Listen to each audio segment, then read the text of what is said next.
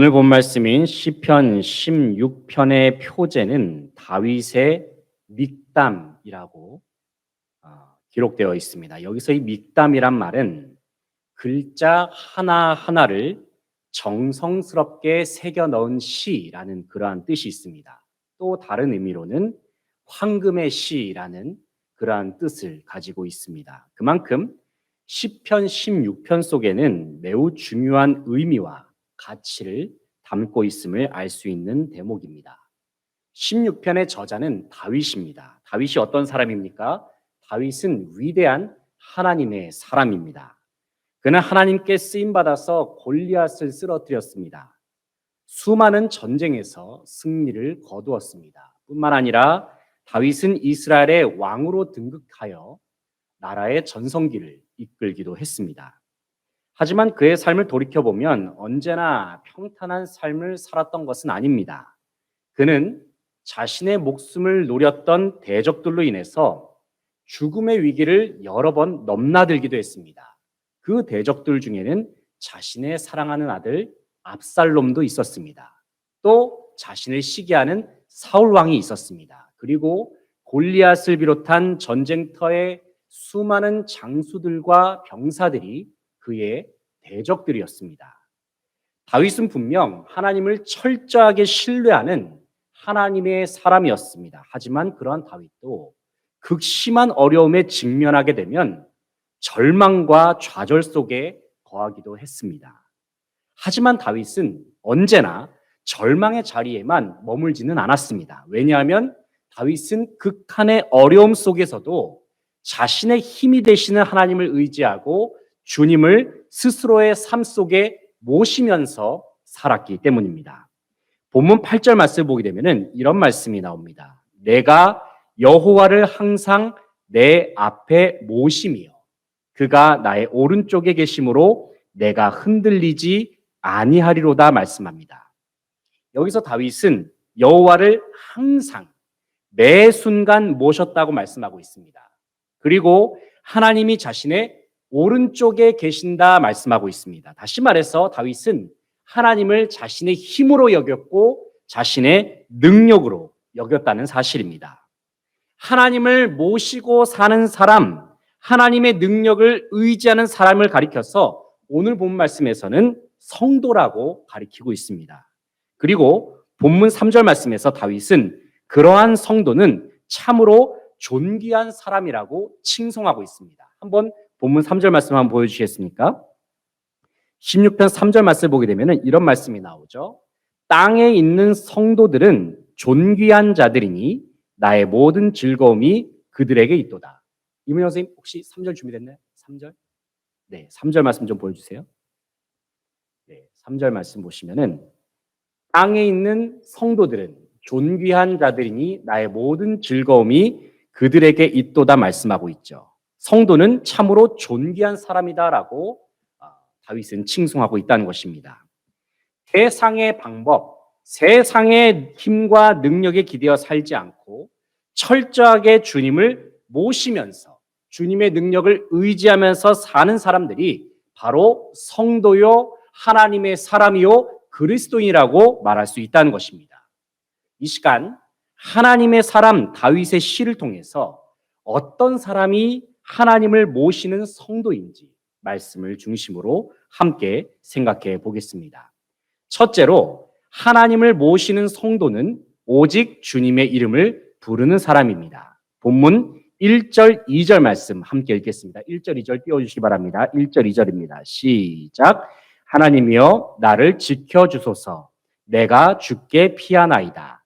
내가 여호와께 아뢰되 주는 나의 주님이시오니 주 밖에는 나의 복이 없다 하였나이다. 아멘. 1절 말씀을 보게 되면은 다윗은 자신의 인생의 어려움 속에서 하나님을 부르고 있습니다. 하나님이여 라고 다윗은 간절히 외치고 있습니다. 왜 다윗은 극심한 고난 속에서 주님을 찾을 수밖에 없는 것일까요? 왜냐하면 그는 자신의 모든 삶 속에서 나를 지켜주시고 나를 보호하시는 하나님을 경험했기 때문입니다. 다윗은 하나님을 경험했는데 다윗이 경험했던 하나님은 구원이셨습니다. 그가 경험한 하나님은 피난처이자 요새이시며 산성이 되셨습니다. 하나님은 모든 것을 합력하여서 선을 이루시는 분이셨고 가장 좋은 것을 주시는 분이셨습니다. 2절 말씀 보게 되면은 다윗이 이렇게 고백하고 있죠. 주 밖에는 나의 복이 없다 하였나이다. 주 밖에는. 그리고 4절에서 다윗은 우상을 섬기고 의지하는 일이 패망의 길이고 가치가 없는 길이라고 분명히 천명하고 있습니다. 그러면서 다윗은 4절의 하반절에서 자신은 우상의 이름을 자기 입술로 부르지 않겠다라고 다윗은 선언하고 있습니다. 왜 그렇습니까? 왜냐하면 다윗은 자신이 하나님의 성도라는 사실을 잘 알고 있었기 때문입니다. 성도는 다른 이름을 의지해서도 안 되고 다른 이름을 부를 필요도 없습니다. 성도는 오직 하나님의 이름만 부르면서 사는 존재들입니다. 특별히 하나님께서는 우리에게 유일한 이름으로 무엇을 주셨습니까? 바로 예수의 이름을 주셨습니다. 사도행전 4장 12절 말씀을 보게 되면은 다른 이로서는 구원을 받을 수 없나니 천하 사람 중에 구원을 받을 만한 다른 이름을 우리에게 주신 일이 없음이라 하였더라 말씀합니다. 다른 이름을 주시지 않았다는 거예요. 예수의 이름 외에는 다른 이름을 주시지 않으셨습니다. 하나님께서는 오직 우리에게 예수님의 이름만 허락하셨다는 것입니다. 그러므로 사랑하는 성도 여러분, 하나님을 모신 성도로서 구원의 이름, 생명의 이름 되시는 예수님의 이름만 부르면서 살아가기를 간절히 바라고 소망합니다. 둘째로 하나님을 모시는 성도는 오직 주님의 이름을 마음에 새깁니다. 본문 7절, 8절 말씀 화면에 보여주시겠습니까? 7절, 8절 말씀을 같이 읽어보겠습니다. 시작. 나를 훈계하신 여호와를 송축할지라. 밤마다 내 양심이 나를 교훈하도다. 내가 여호와를 항상 내 앞에 모심이여 그가 나의 오른쪽에 계심으로 내가 흔들리지 아니하리로다. 아멘. 7절 말씀에서 하나님이 다윗이 이렇게 고백하고 있죠. 하나님이 자신을 훈계하신다. 하나님이 나를 훈계하신다. 다시 말해서 다윗은 자신에게 말씀하시는 하나님의 음성을 들으면서 살았다는 것입니다. 사랑하는 성도 여러분, 저와 여러분이 하나님의 백성이라고 한다면 우리는 하나님의 음성을 들을 수 있어야 합니다. 요한복음 10장 27절 말씀을 보게 되면 주님께서 이렇게 말씀하십니다. 내 양은 내 음성을 들으며 나는 그들을 알며 그들은 나를 따르느니라 말씀하고 있습니다.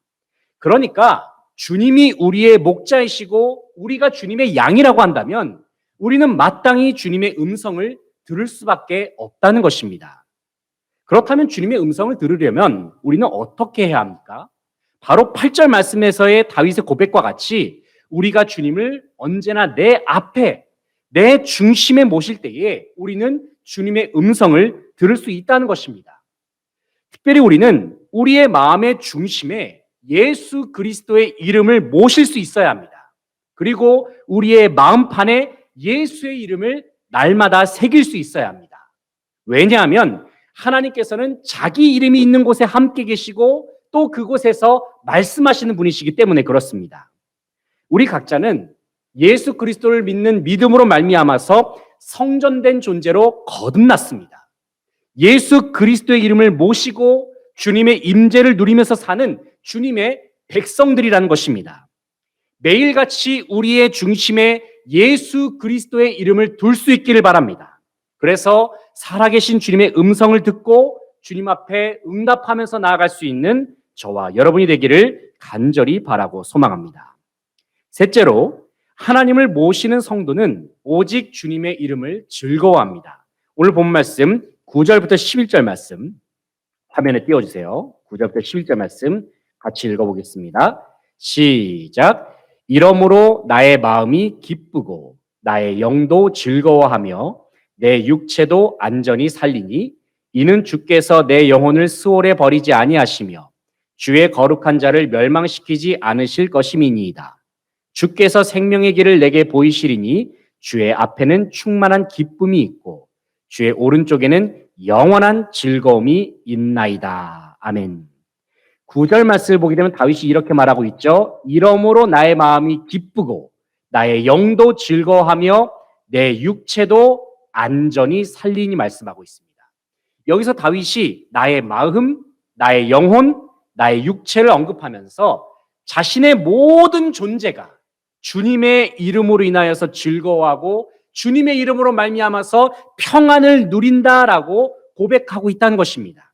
왜냐하면 주님의 이름이, 하나님의 이름이 자기 안에 있기 때문에 하나님께서 언제나 나와 함께 계심을 깊이 경험하기 때문입니다. 사랑하는 성도 여러분, 하나님께서는 저와 여러분에게 예수의 이름을 허락하셨습니다.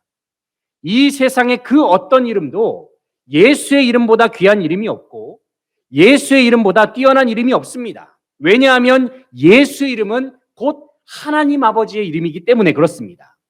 특별히 하나님께서는 십자가에 죽으신 예수님을 살리셔서 그 이름을 모든 이름 위에 뛰어나게 만드셨죠. 빌립보서 2장 9절부터 11절 말씀을 보게 되면은 사도 바울이 이렇게 말합니다. 이러므로 하나님이 그를 지극히 높여 모든 이름 위에 뛰어난 이름을 주사 하늘에 있는 자들과 땅에 있는 자들과 땅 아래에 있는 자들로 모든 무릎을 예수의 이름에 꿇게 하시고 모든 입으로 예수 그리스도를 주라 시인하여 하나님 아버지께 영광을 돌리게 하셨느니라 말씀하고 있습니다. 하나님께서는 부활하신 예수의 이름을 모든 이름 위에 뛰어나게 하셨습니다. 그리고 누구든지 예수 그리스도를 주님이라고 시인하는 자들은 하나님의 영광에 참여하게 될 것을 말씀하고 계십니다. 사랑하는 성도 여러분, 만왕의 왕이시며 만주의 주가 되시는 예수의 이름이 바로 우리 안에 있습니다. 누구든지 예수님의 이름으로 구하기만 하면 하나님께서는 친히 일하시고 우리의 삶을 통해서 역사하신다라고 분명히 말씀하고 계십니다. 요한복음 14장 13절 말씀을 보게 되면은 너희가 내 이름으로 바로 예수의 이름으로 무엇이든지 구하면은 내가 행하리니 이는 아버지로 하여금 아들로 말미암아 영광을 받으시게 하려 함이라 말씀합니다. 우리에게 있는 예수님의 이름으로 저와 여러분에게 예비된 모든 축복의 문을 여실 수 있다는 것입니다. 예수님의 이름으로 말미암아서 예수님의 이름 안에 있는 모든 것을 우리는 다 누릴 수 있다는 것이죠. 그러므로 사랑하는 성도 여러분, 능력의 이름, 축복의 이름 되시는 예수 그리스도의 이름으로 말미암아 전심으로 즐거워하며 그 이름으로 말미암아 하나님 아버지 앞에 매 순간 구하면서 모든 것을 다 누리면서 나아갈 수 있는 저와 여러분의 삶이 될 수 있기를 간절히 바라고 소망합니다. 이제 말씀을 정리하겠습니다. 사랑하는 성도 여러분, 우리는 예수 그리스도의 이름으로 말미암아 살아계신 하나님을 모시면서 사는 존재들입니다. 때로는 세상의 시험과 어려움이 우리를 힘들게 하여도 먼저는 우리는 주님의 이름만을 부를 수 있기를 간절히 바랍니다. 예수 그리스도의 이름만 우리의 마음판에 뚜렷하게 새기실 수 있기를 간절히 바라고 소망합니다. 그리고 영원토록 예수님의 이름을 높이고 예수님의 이름만을 찬양하면서 나아갈 수 있는 저와 여러분이 될 수 있기를 소망합니다. 날마다 선한 목자 되시는 주님의 음성에 따라서 선하고 복된 믿음의 여정을 잘 걸어 나아갈 수 있는 저와 여러분이 될 수 있기를 주님의 이름으로 간절히 소망하며 축복합니다. 이 시간 함께 기도로 나아가겠습니다.